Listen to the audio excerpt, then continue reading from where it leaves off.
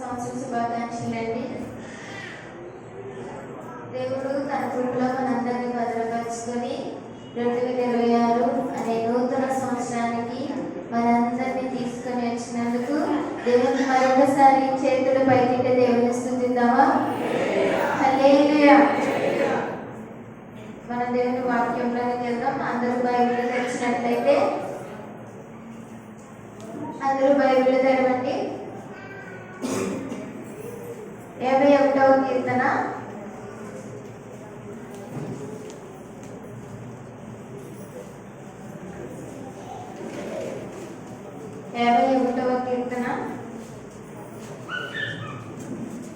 10వ వచనాన్ని చదువుకుందాం. దేవా, నా యందు శుద్ధ హృదయము కలుగజేయుము, నా అంతరంగములో స్థిరమైన మనసును నూతనముగా పుట్టించుము. అలాగే 17వ వచనాన్ని కూడా చదువుకుందాం. విరిగిన మనసే దేవునికి ఇష్టమైన బలులు. దేవా, విరిగి నలిగిన హృదయమును నువ్వు అలక్ష్యము చేయవు. ఈరోజు నూతన సంవత్సరాన్ని ఎదుర్కొన్న మనం, నూతన సంవత్సరంలో అడుగుపెట్టిన మనము, దేవుని పిల్లలమని అనిపించుకుంటున్న మనము దేవునికి ఇష్టమైన వారిగా ఉండాలి. ఈ సంవత్సరం అంతా మనం రాత్రి చెప్పుకున్నాం కదా, కొత్త సంవత్సరంలోకి వెళ్ళగానే ఏమని అనుకుంటాం? ఈ సంవత్సరం అంతా మంచిగా ఉండాలి, మంచి పనులు చేయాలి, మందిరానికి రావాలి, ప్రార్థన చేయాలి, పరిచర్య చేయాలి అని అనుకున్నాం కదా. అయితే అలాంటి మనసు ఈ సంవత్సరం అంతా దేవుడు మనకి ఇవ్వాలి. అంత మంచి మనసు మనం ఉండాలి, మనం కలిగి ఉండాలి అని అంటే మనం ఎవరి దగ్గరికి రావాలి? దేవుని దగ్గరికి రావాలి. ఈ సంవత్సరం అంతా దేవుడు మంచి మనసు, ఆయనకి ఇష్టమైన మనసు మనకి ఇచ్చేలాగా ఏ విధంగా ఆయన మనకి ఇస్తున్నాడు, ఏ విధంగా మనం అది పొందుకోవాలి, లేదా అది ఎలా ఉంటుంది, దేవునికి ఇష్టమైన మనసు ఎలా ఉంటుంది అనేది మనం తెలుసుకుందాం. ఇక్కడ మనకి 10వ వచనం 17వ వచనంలో కనబడుతున్న మాట నేను మరొకసారి చదువుతున్నాను. అందరూ జాగ్రత్తగా వినండి. 10వ వచనాన్ని చదువుతున్నా. దేవా, నా యందు శుద్ధ హృదయము కలుగజేయుము, నా అంతరంగములో స్థిరమైన మనస్సును నూతనముగా పుట్టించు. 17వ వచనాన్ని చదువుతున్నాను. విరిగిన మనసే దేవునికి ఇష్టమైన బలులు. దేవా, విరిగి నలిగిన హృదయమును నీవు అలక్ష్యము చేయవు. దేవునికి ఇష్టమైన మనసు ఏంటి అని అంటే ఇక్కడ కనబడుతున్న మాట విరిగిన మనసు లేదా నలిగిన మనసు ఏదైతే ఉందో ఆ హృదయం దేవునికి ఇష్టమని మనకి కనబడుతుంది. అయితే మన మనస్సు దేవుని దగ్గరికి పెట్టాలి, దేవునికి ఇష్టమైనదిగా ఉండాలి అని అంటే ఏ విధంగా ఉండాలి? దేవునికి ఇష్టమైన మనసు ఏ విధంగా ఉండాలి అనేది ఈరోజు మనం తెలుసుకుందాం. 2వ దినవృత్తాంతములు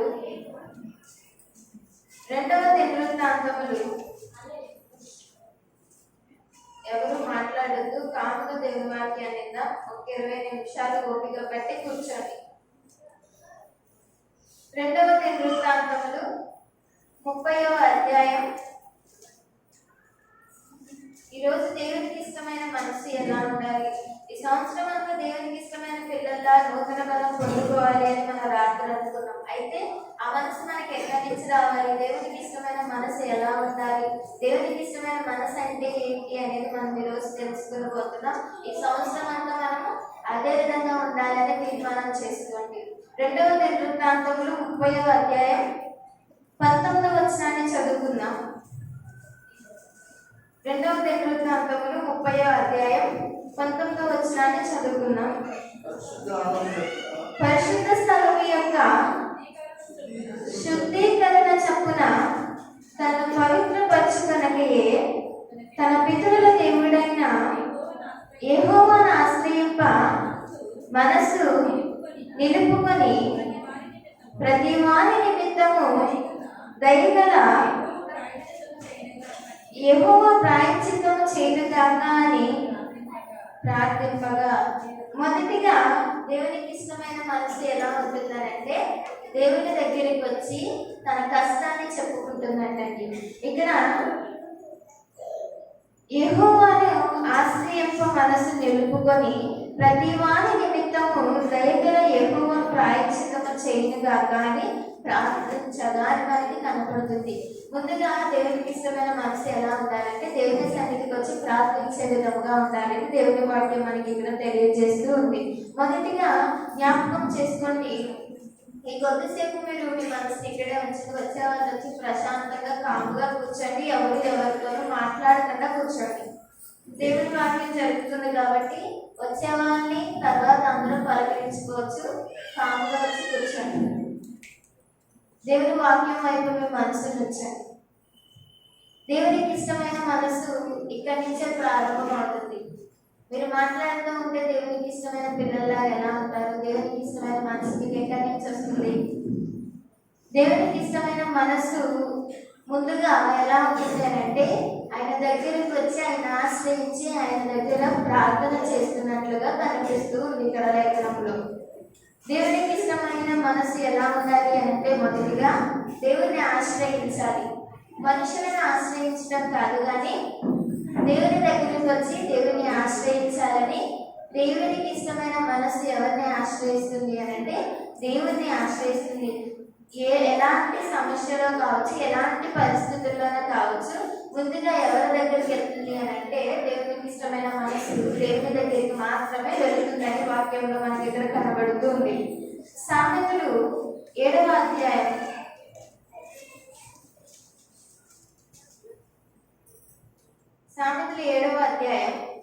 1వ వచనాన్ని చదువుకుందాం.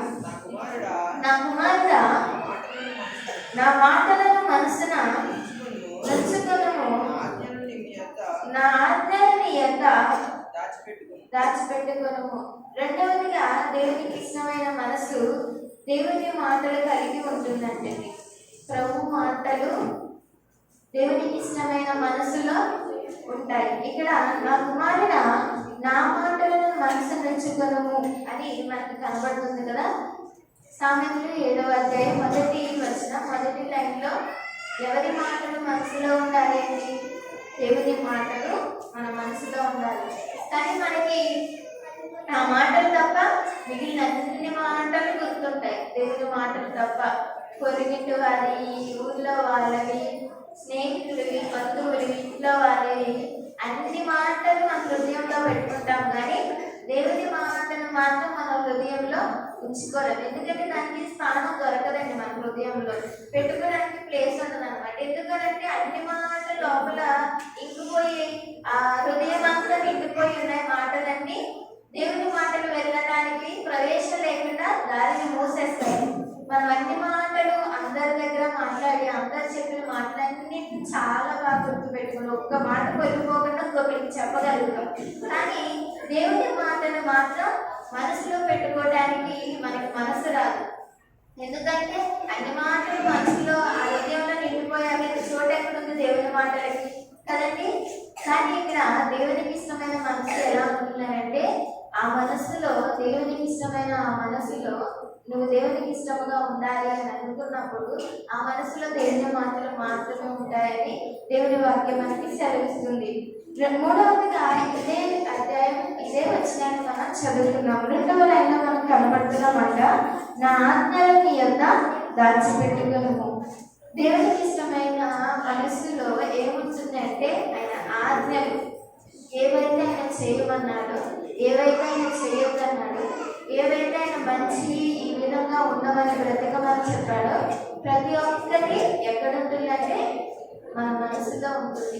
దేవునికి ఇష్టమైన మనసులో ఆయన చెప్పే ప్రతి కట్టడలు, ప్రతి ఆజ్ఞలు నువ్వు మంచిగా బ్రతకమని, ఎదుటివారికి సహాయం చేయమని, ఎదుటివారిని ప్రేమించమని, నీ పొరుగు వారిని ప్రేమించమని, నీ శత్రువుల్ని ప్రేమించమని, జాలి చూపమని, లేదా ఒకరికి సహాయం చేయమని, లేదా దేవుని సన్నిధికి రమ్మని, దేవుని వాక్యం చదవమని, ప్రార్థన చేయమని, ఇలా ఏవైతే దేవుడు మనకు ఆజ్ఞలు ప్రతి ఒక్కటి బైబిల్ మొత్తం మనకు ఆజ్ఞలే కనిపిస్తాయి. బైబిల్ అంతా కూడా మనం దేవుని ఆజ్ఞని ఆ విధంగా మనం బ్రతకాలి, మనం ఉండాలి, మనం చేయాలని చెప్తూ ఉంది.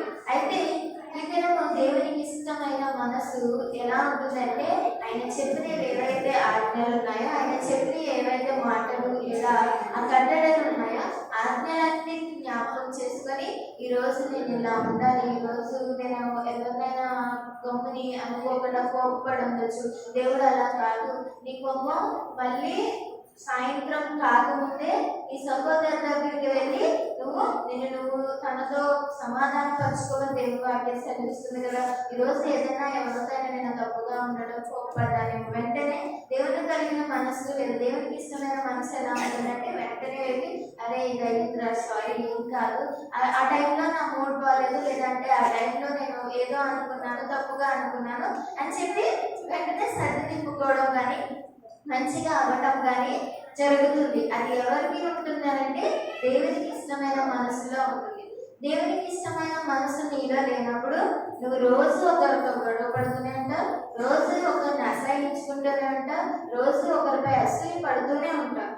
కానీ దేవునికి ఇష్టమైన మనసు కలిగి ఉండాలి అని నీకు ఆలోచన ఉంటే ఆయన చెప్పిన ప్రతి ఆజ్ఞ ఏదైతే ఉందో అన్నిటినీ జ్ఞాపకం పెట్టుకుంటా, అన్నిటినీ మనసులో ఉంచుకొని ఏదైనా పొరపాటు జరగగానే వెంటనే క్లిక్ అయ్యి ఓకే నేను ఇది తప్పు చేస్తున్నాను, సో దీన్ని వెంటనే సరిదిద్దుకోవాలి, వెంటనే దీని నుండి బయటకు రావాలి, వెంటనే దీని నుండి తొలగి ఇలా చేశాను కదా ఇక నుంచి ఇలా చేయకూడదు అనే ఆలోచన మనకు వస్తుంది. ఎప్పుడు అంటే దేవునికి ఇష్టమైన మనసుగా బ్రతకాలి, దేవుణ్ణి మన మనసులోనికి తీసుకొచ్చుకున్నప్పుడు మాత్రమే అది జరుగుతూ ఉంది. తర్వాత గలతీయులకు రాసిన పత్రిక 6వ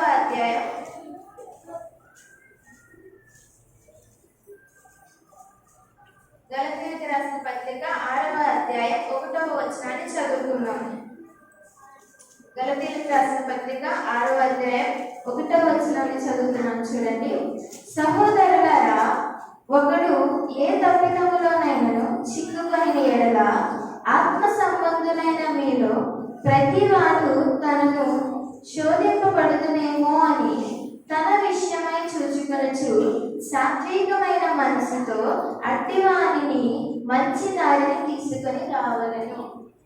దేవునికి ఇష్టమైన మనసు 4వది ఎలా ఉంటుందంటే దారి తప్పిన వారిని మంచి దారిలోనికి తీసుకొస్తుందండి. ఇప్పుడున్న పరిస్థితుల్లో లోకంలో ఎక్కడ చూసినా ఒకళ్ళు మంచిగా అవుతున్నారంటే వారిని చెడు చేయడానికే చూస్తున్నారు, కానీ చెడిపోయిన వారిని కానీ మంచి వారిగా మార్చడానికి మాత్రం అవ్వట్లేదు.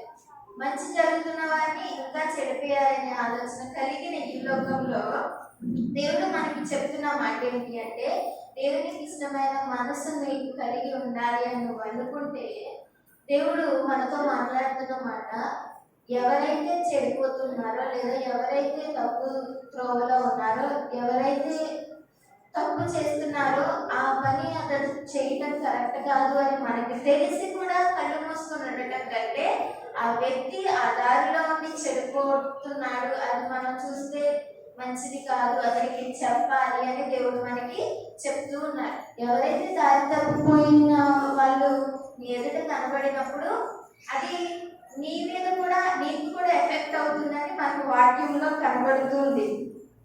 ఒకటి ఏ తప్పిదములోనైనా చిక్కుకొని ఎడల ఆత్మ సంబంధులైన మీలో ప్రతివాడు తనను శోధింపబడనేమో అని తన విషయంలో చూచుకొనొచ్చు. నీ తోటివాడు తప్పు చేస్తున్నప్పుడు అది నీ మీద కూడా ఒకవేళ వస్తుందేమో, నేను కూడా ఒకరోజు ఏమన్నా ఆ విధంగా అయిపోతానేమో అని ముందుగా ఆలోచించి, ఈ మనసు ఎవరికి ఉంటుంది అంటే దేవునికి ఇష్టమైన మనసు కలిగిన వారికి మాత్రమే ఉంటుంది. ఓకే, ఈ వ్యక్తి ఎలా ఉన్నాడు అంటే తప్పు చేస్తున్నాడు, ఇది ఇలాగే నేను పక్కకి వదిలేశాను అంటే రేపు రోజు నాకు ఇది ఎఫెక్ట్ అవ్వచ్చు. నేను ఎఫెక్ట్ అయ్యాను అంటే ఏమవుతుంది, వాడు బాగానే ఉంటాడు, చూసే వాళ్ళందరూ నేను వీడితో కదా ఇన్ని రోజులు తిరిగాను, వీడితో కూడా ఇన్ని రోజులు నేను ఉన్నాను, నన్నే అంటారు, వాడు ఎలా అయినా ఉండొచ్చేమో, కానీ నేను మంచిగా ఉన్నానని వాడు చేసిన దానికి నేను కూడా అనుభవిస్తాననే మనసు అతను గ్రహించుకొని అతనికి వచ్చి వెంటనే ఏం చేస్తాడంటే సాత్వికమైన మనసుతో అతను అతనికి రే నువ్వు ఇది చేసేది తప్పు, అమ్మా నువ్వు ఇది చేసేది తప్పు, నువ్వు ఇది చేయకు, నువ్వు చేసావు నీతో పాటు నేను ఇబ్బంది పడాలి, నీ కుటుంబం ఇబ్బంది పడాలి, నీ పొరుగు వారు ఇబ్బంది పడాలి, లేదా నీతో ఉన్న వాళ్ళందరూ ఇబ్బంది పడాలిరా అని వెంటనే వారిని సరిదిద్దుతాడు. చెప్పిన వ్యక్తికి ఆయన వినొచ్చు వినకపోవచ్చు, తర్వాత విషయం ఆయన మంచిగా ఉండకపోనే, కానీ నీ కళ్ళ నుండి నువ్వు చూసి కూడా అతను ఆ దారిలో ఉన్నాడు, అతను చేసేది తప్పు అని నీకు తెలుసు కూడా కళ్ళు మూసుకొని అతన్ని చెల్లావు అంటే ఆ వ్యక్తి వల్ల నీకు కూడా ఆ ఇబ్బంది కలుగుతుంది అని దేవుని వాక్యం సెలవిస్తుంది. కనుక దేవునికి ఇష్టమైన మనసు కలిగి ఉండాలి అంటే ఒకరు ఎవరైనా తప్పు చేస్తున్నారు అంటే ఆ తప్పుదారిలో అతను వెళ్లకుండా అతన్ని కాపాడటానికి, అతను మంచి దారిలో తీసుకురావడానికి చూడాలంట. అలాంటి మనసు ఎవరికి ఉంటుంది అంటే దేవునికి ఇష్టమైన మనసు కలిగిన వారు ఎవరైతే ఉంటారో, మంచి మనసు కలిగిన వారు ఎవరైతే ఉంటారో వారికి అలాంటి మనసు ఉంటుంది. అలాంటి మనసు యేసయ్యకి ఇష్టమని మనకి ఇక్కడ కనబడుతూ ఉంది. కనుక మన మనసు ఎలా ఉండాలి? దేవునికి ఇష్టముగా ఉండాలి అని అనుకున్నప్పుడు ఎవరైనా తప్పు ద్రోహం ఎత్తున్నా వారికి ఇది తప్పు అని చెప్పడంలో తప్పు లేదు. తను వినకపోనే, ఆ విధంగా బ్రతకపోనే నీ వంతు నువ్వు అతనికి చెప్పావు, అంతవరకు చెప్పావు కాబట్టి అతను ఏమైనా కానీ నీ వరకు చెప్పి పక్కకు వచ్చాక అది దేవుడు చూసుకుంటాడు, చుట్టూ ఉన్న వాళ్ళు చూసుకుంటారు, ఎవరైనా చూసుకోవచ్చు. కానీ దేవునికి ఇష్టమైన మనసు కలిగిన వారు ఏం చేస్తారంటే ఒకరు తప్పు చేస్తే మాత్రం దాన్ని ఖండిస్తారు అని దేవుని వాక్యం మనకి కనబడుతూ ఉంది. మరొకటి కొలస్సీయులకు రాసిన పత్రిక 3వ అధ్యాయం, కొలస్సీయులకు రాసిన పత్రిక 3వ అధ్యాయం 12వ వచనాన్ని చదువుకుందాం. కాగా దేవుని చేత ఏర్పరచబడిన వారును పరిశుద్ధులను ప్రియులైన వారికి తగినట్లు మీరు జాలిగల మనసును, దయాళత్వమును, వినయమును, సాత్వికమును, దీర్ఘశాంతమును ధరించుకునేది. 5వదిగా దేవునికి ఇష్టమైన మనసులో ఏముండాలి అని అంటే జాలి అనేది ఉండాలి. దేవునికి ఇష్టమైన మనసులో ఏముండాలి అంటే జాలి అనేది ఉండాలి. కొంతమందికి జాలి ఉంటుందండి. ఈ మాట ఎక్కువగా ఎక్కడ వాడతామంటే ఎవరైనా స్కూల్లో టీచర్ కానీ సార్ కానీ మనం ఏదైనా తప్పు చేసినా తప్పు చేయకపోయినా, వర్క్ చేయకపోయినా బాగా కొడతారు. కొంతమంది ఒక దెబ్బ వేసి వదిలేస్తారు. కొంతమంది టీచర్లు ఎలా ఉంటారంటే కొట్టిన చోట కొడతానే ఉంటారు, 10-20 దెబ్బలు వరకు. కనీసం జాలి కూడా లేదు. లేదంటే ఒక అసైన్మెంట్ ఇచ్చారనుకోండి, ఇంపోజిషన్ ఇచ్చి నువ్వు ఇది 100 సార్లు రాసి రేపు రాకపోతే ఉంటది అని అనుకుంటాం. ఈ రోజు నా చేతులు నొప్పి వచ్చేస్తాయి, వీటికి అసలు జాలి లేదు అని అనుకుంటాం. కానీ స్కూల్లో కామన్ గా యూజ్ చేసే మాటలు ఇవి. ఎవరైనా ఎక్కువ వర్క్ ఇచ్చినా, ఎవరైనా కొట్టినా, ఎవరికైనా చెప్పాలి అని అనుకున్నా కానీ కొత్తగా జాయిన్ అయ్యేవాళ్ళు ఈ టీచర్ దగ్గర జాగ్రత్త, ఈ సార్ దగ్గర జాగ్రత్త, అసలు ఈ జాలి కన్నా ఏముండదు, చిన్నోళ్ళు పెద్దోళ్ళు అని ఏముండదు, అందరినీ కొట్టేస్తారా, అందరినీ తిట్టేస్తారని అనుకుంటూ ఉంటాం. అయితే ఈరోజు దేవునికి ఇష్టమైన మనసు ఎలా ఉండాలి? ఆ మనసులో ఏముండాలి అంటే జాలి అనేది ఉండాలి. మనం యేసయ్యని ఏమనుకుంటాం? జాలి గల దేవుడు అని అనుకుంటాం కదా. ఆయన చాలా జాలి గల దేవుడు. ఎందుకు అని అంటే మనం ఎక్కువగా ఎప్పుడు అనుకుంటామంటే యేసయ్య శిలువలో ఉండి ఏమని మీ కొరకు, మీ పిల్లల కొరకు, మీ భార్యల కొరకు, మీ భర్తల కొరకు, మీ కుటుంబం కొరకు ఏడవండి, నా కొరకు ఏడవద్దు అన్నప్పుడు అక్కడ ఏం కనబడుతుంది? జాలి కనబడుతుంది. మనం ప్రార్థన చేసినప్పుడు కూడా అదే ప్రార్థన చేస్తాము, చాలా జాలి గల దేవుడు. శిలువ మీద ఉన్నప్పుడు, చనిపోయినప్పుడు కూడా నువ్వు మా కొరకే ఏడవమన్నా, నీ కొరకే ఏడవద్దని చెప్తాం. మనం ఎక్కడి నుంచి తీసుకుంటున్నాము అంటే దేవుని దగ్గర నుండి. దేవుడిలో ఏముంది? జాలి గల గుణం అనేది ఉంది. అయితే అదే గుణము, అదే మనసు దేవునికి ఇష్టమైన మనసులో కూడా ఉండాలి. అంటే మన అందరిలో కూడా జాలి గల మనసు ఉండాలి. అది ఎలాంటి వ్యక్తి దగ్గరైనా కావచ్చు, ఎలాంటి పరిస్థితుల్లోనే కావచ్చు. ఎప్పుడు మొండిగా కానీ, కఠినంగా కానీ కొన్ని కొన్ని పరిస్థితుల్లో ఉండకూడదు. కొన్ని పరిస్థితుల్లో కొంతమంది దగ్గర ఉండటం తప్పలేదు, కానీ ప్రతిసారి జాలి లేకుండా ఉండటం అనేది మంచిది కాదు. అది నీకు కావచ్చు, నీ పొరుగు వారికి కావచ్చు, నీ కుటుంబానికి కూడా అది మంచిది కాదు. కొంతమంది కుటుంబస్తుల్లో కూడా ఉంటారండి, అస్సలు జాలి ఉండదు. వాళ్ళ ఇంట్లో యజమానుడు ఎవరైతే ఉంటారో ఆయనకి అస్సలు జాలి ఉండదు. ఇంట్లో వాళ్ళని, భార్యని కావచ్చు, పిల్లల్ని కావచ్చు కొట్టడం, తిట్టడం, ఏదో ఒకటి అనడం, ఎంత పని చేసినా చేయలేదని చెప్పడం, కానీ ఏదో ఒక విధంగా పనికి వచ్చాక వాళ్ళు హింసించడం కానీ, ఏదో ఒక విధంగా వాళ్ళు ఇబ్బంది పెట్టడం కానీ చేస్తూ ఉంటారు. ఎందుకు అంటే వారిలో దేవుని మనసు లేదు, దేవుని మనసు వారిలో లేదు కనుక వాళ్ళు ఎలా ఉన్నారు, జాలి లేకుండా వాళ్ళ కుటుంబానికి, వాళ్ళ పిల్లలకి ఇబ్బంది పెడుతూ, వాళ్ళ భార్యని ఇబ్బంది పెడుతూ, వాళ్ళ అమ్మని ఇబ్బంది పెడుతూ, వాళ్ళ తండ్రిని ఇబ్బంది పెడుతూ చాలా మంది మనకి కనబడుతూ ఉంటారు. కానీ మనం ఎలా ఉండాలి అంటే, దేవుని పిల్లలమైన మనము దేవునికి ఇష్టమైన మనసు కలిగి ఉండాలి. కాబట్టి ఆ మనసులో జాలి అనేది ఉండాలి. మనం జాలి కలిగి ఉంటే మనం ఎక్కడైనా మంచిగానే ఉంటాం, ఎవరి దగ్గరైనా మంచిగానే ఉంటాం. మరొక విషయాన్ని చూసుకుందాం. మొదటి పేతురు 4వ అధ్యాయం. మొదటి పేతురు 4వ అధ్యాయం 1వ వచనాన్ని చదువుకుందాం. క్రీస్తు శరీరమందు శ్రమపడిన కనుక మీరును అట్టి మనసును ఆయుధముగా ధరించుకునడి. చివరిగా దేవునికి ఇష్టమైన మనసు ఎలా ఉంటుంది అంటే, ఆ మనసులో ఎలాంటి ఆలోచన ఉంటుంది అంటే, క్రీస్తులా శ్రమపడాలి అని ఉంటుందంటండి. యేసు తను జన్మించి కన్యాగర్భమందు జన్మించి ఈ లోకంలో భూమి మీద బ్రతికి తన పరిచర్య సేవ చేసినంత వరకు ఏదో ఒక శ్రమ పడుతూనే ఉన్నారు, ఎవరొకరు వారు ఇబ్బంది పడుతూనే ఉన్నారు. దేవుని సేవలో ఆయన అలుపెరగని సేవ ఆయన ఉన్నంత వరకు చేశారు. అది ఎలాంటి సేవ అంటే, మళ్ళీ అది ఎవరు చేయలేదు పరిచర్య సేవ. ఆ శ్రమను అనుభవించి ఆయన చేశాడు.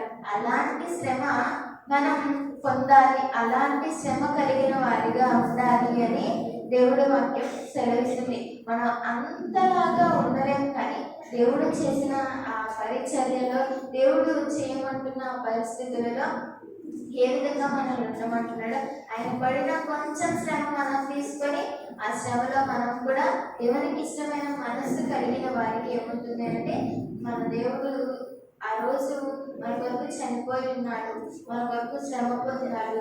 నేను చేసిన పాపాన్ని లేదా నేను చేసిన ఏదైతే అతిక్రమం ఉందో నా కొరకు ఆయన చనిపోయి ఉన్నాడు. కాబట్టి ఆయన పొందిన శ్రమను నేను అంతలాగా పొందకపోయినా దేవుని సన్నిధికి వచ్చి ఆయన పరిచర్యలో కావచ్చు, దేవుని సువార్తలో కావచ్చు, నలుగురితో ఉండే దాని విషయంలో కావచ్చు, ఏదైనా మంచిగా ఉండాలి అని దేవుని వాక్యం మనకి తెలియజేస్తుంది. ఆ విధంగా దేవుని లాగా ఉండాలి అని దేవుని వాక్యం మనకి తెలియజేస్తూ ఉంది. ఈ దినము మనం నూతన సంవత్సరానికి అడుగుపెట్టిన మనము దేవునికి ఇష్టమైన మనసు కలిగి ఉండాలని దేవుడు ఎంతగానో ఆశపడుతున్నాడు. దేవుడు ఎప్పుడు మన నుండి కోరుకునేది, ఎప్పుడు ఆయన వైపు, ఆయన ప్రజలుగా ఉండాలి, ఆయన పిల్లలను అనిపించుకోవాలి, ఆయన చెప్పినది చేయాలి అని దేవుడు ఎప్పుడు ఆశిస్తూ ఉంటాడు. ఆయన మన పై రూపాలను చూసి మనల్ని మెచ్చడు, కానీ మన హృదయాన్ని చూసి మాత్రమే ఆయన మనల్ని అంగీకరిస్తాడు. మనందరికీ తెలిసిందే కదా. అందుకే దేవునికి ఇష్టమైన మనసు కలిగిన వారిగా మనం ఉండాలని ఈరోజు దేవుని వాక్యం మనతో మాట్లాడుతుంది. కూడి వచ్చిన మీరందరూ కూడా దేవునికి ఇష్టమైన మనసు కలిగి ఉండాలి అని ఈరోజు దేవుని వాక్యం మనతో మాట్లాడింది. కాబట్టి ఈ సంవత్సరం మీరు మొన్నటి వరకు అలా ఉండొచ్చు, ఉండకపోవచ్చు, అది మీకు దేవునికి మాత్రమే తెలిసి ఉంది. అయితే మరొకసారి దేవుడు జ్ఞాపకం చేస్తున్నమాట, నాకు ఇష్టమైన మనసు లేదా దేవునికి ఇష్టమైన మనసు ఏదైతే ఉందో ఆ విధంగా బ్రతకమని ఉండమని ఆ మనసులో ఏమేమి ఉండాలి, ఎలా ఉండాలి అని దేవుడు మనతో చెప్పాడు. కాబట్టి ఆ విధంగా దేవుని సన్నిధిలో మనందరం ఎదగాలని ఈ యొక్క చిన్న మాటలో మన వెనుకలో దేవుడు దీవించి ఆశీర్వదించిన కాక.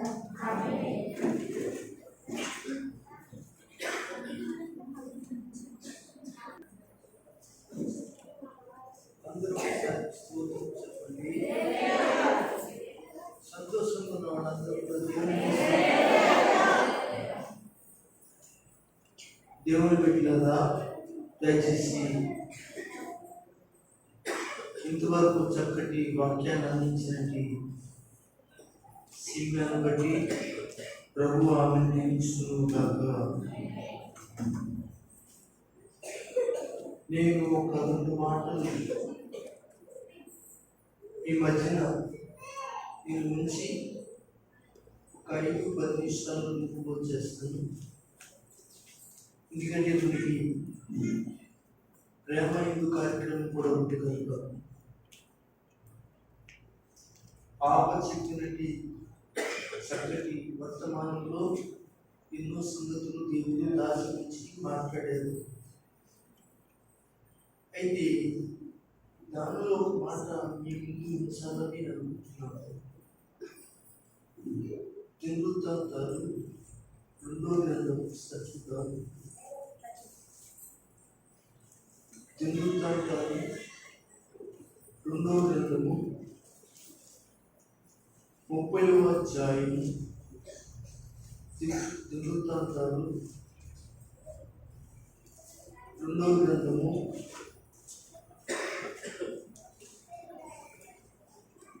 30వ అధ్యాయం 19వ వచనం చదువుతాం. పరిశుద్ధ స్థలం యొక్క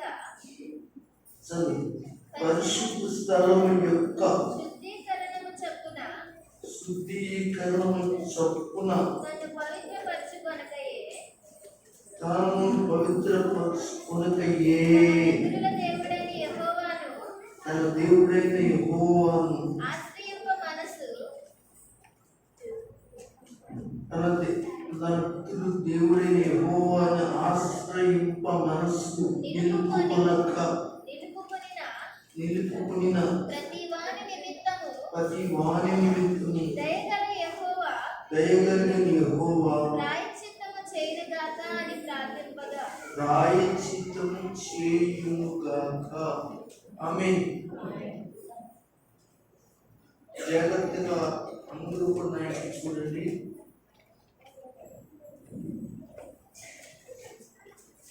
దయచేసి ఇక్కడ చదువుకుని వాక్యంలో అందరూ తెలుసుకోండి. ఇక్కడ రాయబడిన వాక్యంలో ఒక దేవాలయాన్ని చూపిస్తున్నాడు. దేవాలయాన్ని చూపించి మనలు చూపిస్తున్నాడు. మనలు చూపించి దేవాలయాన్ని చూపిస్తున్నాడు. ఇది జాగ్రత్తగా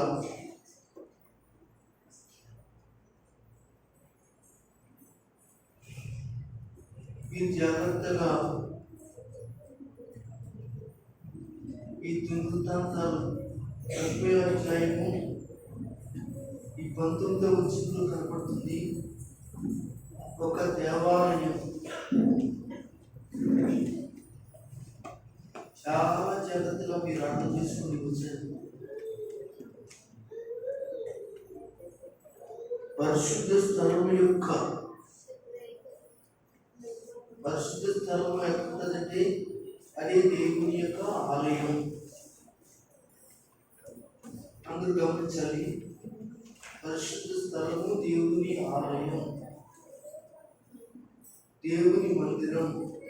దేవుని మందిరం చుట్టూ ఉన్న స్థలం. మనసు పెట్టింది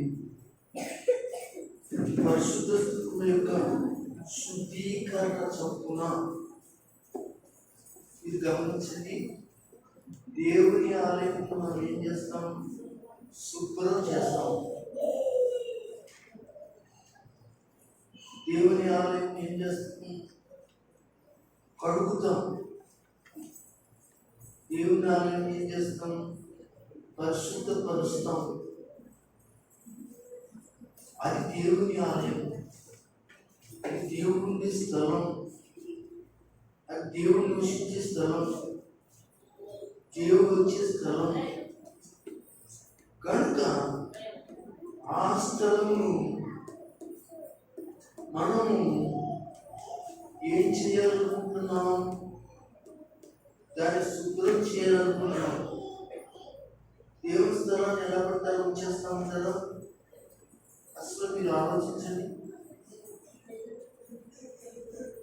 దేవుని ఆలయాన్ని ఎలా పడతారో పెట్టేయాలని అనుకుంటాం మనం. ఎవరు పెట్టాలిగా? నిజంగా యథార్థవంతులు, నీతిమంతులు, మంచివాడు దేవుని ఆలయాన్ని మంచిగా పెట్టుకుంటారు. అయితే ఇక్కడ ఆలయాన్ని చూపించి నీకు పాఠాన్ని నేర్పుతున్నాడు. నీ ఆలయాన్ని ఎత్తిపెట్టి ఆయన నీకు పాఠాన్ని నేర్పుతున్నాడు. ఏంటి పాఠం అంటే, పరిశుద్ధ స్థలం యొక్క శుద్ధీకరణ చొప్పున అని చెప్పి తనను పవిత్రపరచుకుంటే ఎవరు పవిత్రపరచుకోవాలి? చూడండి. దేవాలయం తనకు తానే పరిశుద్ధపరచుకుంటుందా? చెప్పండి.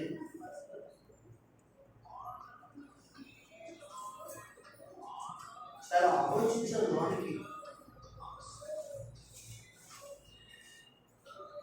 ఆయన కొద్ది ఫోన్స్ స్విచ్ ఆఫ్ చేసింది, మాట్లాడుతుంది. నా ప్రశ్నగా మళ్ళీ మధ్యలో ఆగిందనుకోండి, దయచేసి గమనించాలి. ఆలయము అనేది తనకు తాను పవిత్రపరుచుకుంటుందా, పరిశుద్ధపరుచుకుంటుందా? మీరు చెప్పండి, నాకు సమాధానం. పరుచుకోదు కదా. ఎవరో దాన్ని ఏం చేయాలి? శుభ్రం చేయాలి, పరిశుద్ధపరచబడాలి. అదే ప్రభు అంటున్నాడు ఇక్కడ, పరిశుద్ధ స్థలం యొక్క దేవాలయం యొక్క ప్రాంగణం, మందిరం లోపల బయట శుద్ధీకరణ చొప్పున ఎలాగైతే శుద్ధి చేస్తారో, పరిశుద్ధపరుస్తారో, నా ప్రజలైన వారులారా, దేవుని వారులారా, మీ సంగతి ఏమిటి? ఒక దేవాలయం శుభ్రం చేయడమే కానీ మీ జీవితాలు శుభ్రం ఉందా? మీ జీవితాలు పవిత్రత ఉందా? మీ జీవితాలలో అనగా మంచి ఉందా? దేవుడు కోరుకుంటూ తను పవిత్రపరచుకుని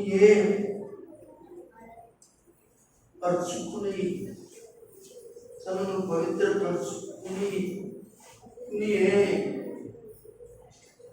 అంటే ఏం చేయాలి?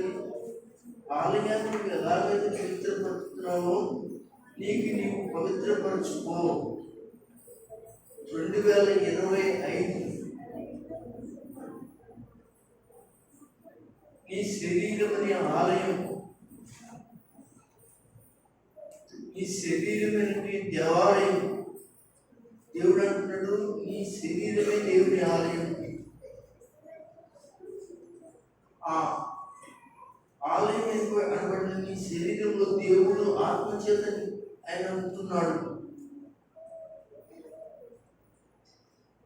ఇది ఇలా ఉంచండి. 2 కొరింథీయులు 3 అధ్యాయం 16 చదవండి. 1 కొరింథీయులకు రాసిన పత్రిక 3 అధ్యాయం 16 చదవండి. మీరు దేవుని ఆలయమై ఉన్నారని అందరూ తీసుకున్నారా? ప్లీజ్ దయచేసి ఎవరు మాట్లాడుతున్నారు? దయచేసి పడుతుంది. దేవుడు అంటున్నాడు, ఈ రోజు మీరు దేవుని ఆలయమై ఉన్నారు. అందరూ గట్టిగా స్తోత్రం చెప్పగలరా? విన్నారు కదా? మీరు పదే పదే చెప్తున్న మాట, మగవాళ్ళైనా ఆడవాళ్ళైనా స్త్రీలైనా పురుషులైనా చిన్నవాళ్ళైనా పెద్దవాళ్ళైనా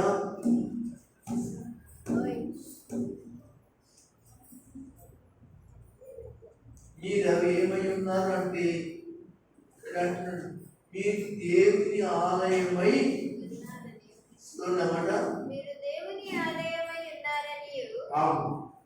అయితే మనకు ఒక దేవాలయం ఉంది, అది మందిరం అని పిలుస్తున్నాం, ఆలయం అని పిలుస్తున్నాం. దాన్ని శుభ్రం చేస్తున్నాం, దానికి రంగులు వేస్తున్నాం, దాని లోన నుండి ఎంతగానో చక్కగా చేసి అందులో పూజలు పురస్కారాలు లేదా ప్రార్థనలు చేస్తున్నాం. దానికి అంత పవిత్రమైనది శుద్ధీకరణ చేస్తున్నట్టు నీవు శుద్ధై ఉన్నావా? నువ్వు పవిత్రమై ఉన్నావా? నువ్వు పవిత్రం కలిగి ఉన్నావా? ప్రభు నీ నుండి కోరుకుంటున్న ఈ మాట మీరు ఆలోచించగలిగిన వారైతే, ఇదిగో పాత సంవత్సరంలో నీ జీవితం బాగోలేదు, నీ నడవడి బాగోలేదు, కొత్త జీవితాన్ని 2006 సంవత్సరంలో ప్రవేశించి నువ్వు నిలబడితే దేవుడు నిన్నేం చేస్తాడంటే, నీ మనస్సు నిలిపితే ప్రార్థన చేస్తే ఆయన నీ పశ్చాత్తాపానికి లేక నీ ప్రార్థనకు ఆయన 2026 సంవత్సరం అనబడినట్టు ఈ సంవత్సరంలో దేవుని సన్నిధి నీలో వస్తుంది అంటాడు. కొరింథీయులకు రాసిన పత్రిక చదవండి. మీరు దేవుని ఆలయమై ఉన్నారనియు దేవుని ఆత్మ మీలో నివసించుచున్నాడనియు మీరు ఎరుగరా? ఎవడైనాను దేవుని ఆలయమును పాడు చేసిన ఎడల, అది చూడండి, దేవుని ఆలయమును పాడు చేసిన ఎడల అంటే మీరేమనుకుంటున్నారు? దేవుని ఆలయం అంటే మీ శరీరాలే. మీరు దేవుని ఆలయమై ఉన్నారు, ఆత్మ మీలో ఉంది కనుక, దేవుడు మీలో ఉన్నాడు కనుక, ఆ శరీరం అనబడింది మీ యొక్క దేవాలయాన్ని శుద్ధీకరించుకోండి. పాత సంవత్సరంలో ఉన్న జీవితాన్ని అందరికీ తొలగించుకోండి, పవిత్రపరచుకుని కొత్త సంవత్సరం మొదలెడుతున్నారు కనుక కొత్త మాటలు, కొత్త ఆలోచనలు, కొత్త సంబంధాలు, కొత్త సమాధానాలు, కొత్త విధానాలు అనగా దేవుని కొరకు మీరు అనగా సిద్ధపడాలని దేవుని వాక్యం సెలవిస్తూ ఉంది. దేవునికి స్తోత్రం, దేవునికి స్తోత్రం. హల్లెలూయా. కనుక జ్ఞాపకం చేసుకుంది కనుక ప్రియులారా, ఇక్కడ పరిశుద్ధ స్థలం యొక్క శుద్ధీకరణ చొప్పున తను పవిత్రపరుచుకునియే తన పితృల దేవుడైన యెహోవాని ఆశ్రయింప మనసు నిలుపుకుని ప్రతి వాని నిమిత్తం ఏం జరుగుతుంది? ప్రతి వాని యొక్క దయగల యెహోవా ప్రాయశ్చిత్తము చేయడానికి మనం ప్రార్థించాలి. నిన్ను క్షమించడానికి, ఈ పాపములను కడగడానికి ప్రార్థించాలి. దేవునికి స్తోత్రం. ఇదే నూతనమైన జీవితం, ఇదే నూతనమైన అనగా సంవత్సరం అడుగు పెట్టడం కనుక దేవుని పిల్లలారా, మీరందరూ కూడా దయచేసి దేవుని ఆలయాలు అయ్యింది శుభ్రం చేసుకుని దేవుని కొరకు పథకాలను తెలియజేస్తూ ఇంతవరకు కూడా బాబు చెప్పిన వాక్యాన్ని బట్టి పవిత్రంగా దేవుని సన్నిధిని జీవించి దేవుని కొరకు బతకండి. దేవుని మాటలు అందరి మిత్రులు దీవించును గాక. ఆమేన్.